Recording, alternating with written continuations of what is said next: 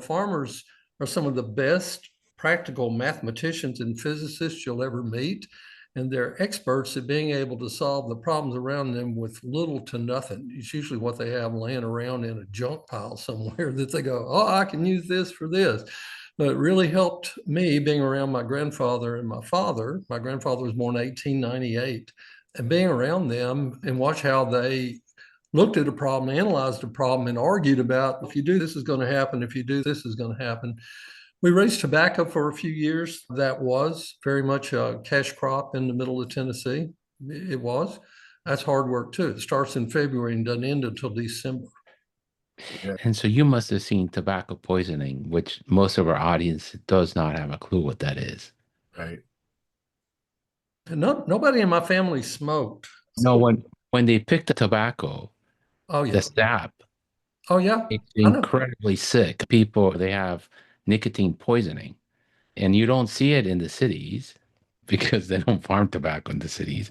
But you see it in rural Virginia and Tennessee and areas of the country that do grow tobacco. And it's an incredibly bad disease. Or you had to go through that and you had to pull the suckers off. They wanted to grow large leaves, so you had to pull the little shoots of leaves off, and we all did that barehanded. And then you had to cut that, you had to top it, you had to cut the blossoms out so they get taller.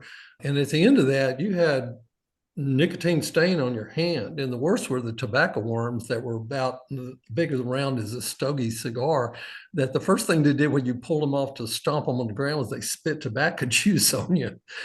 Oh. And there's no way you can get that off. It just has to wear off. Oh, wow. Wow. And then it's interesting to me that you mentioned dogma because I had the same feeling about academic institutions.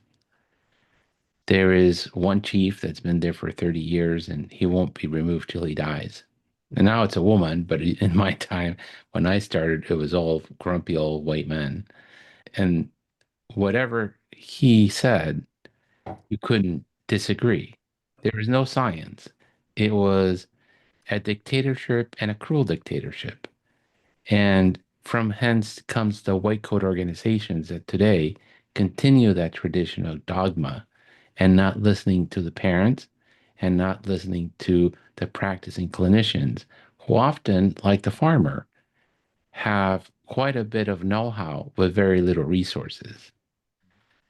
And that hasn't changed. Do you think it's changed? Because it feels to me that it's only gotten worse.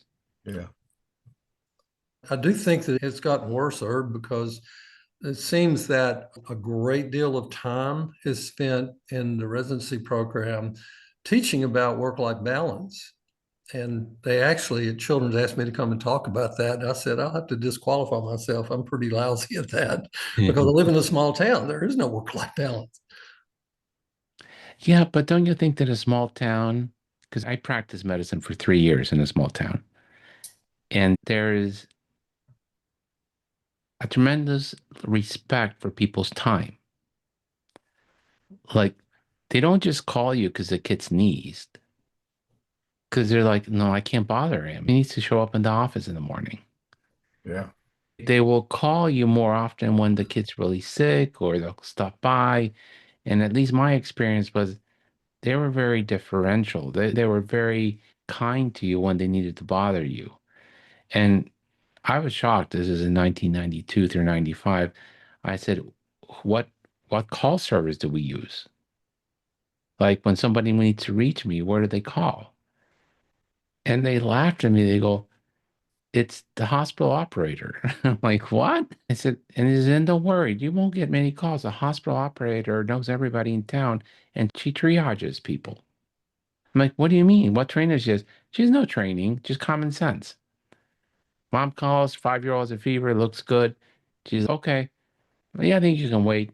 Call the office tomorrow and I'm not gonna bother Dr. Bravo for that. And then before I got there, I don't know, 5, 10 years before that, at this critical access hospital, there was no emergency room doctor in there. It was a nurse.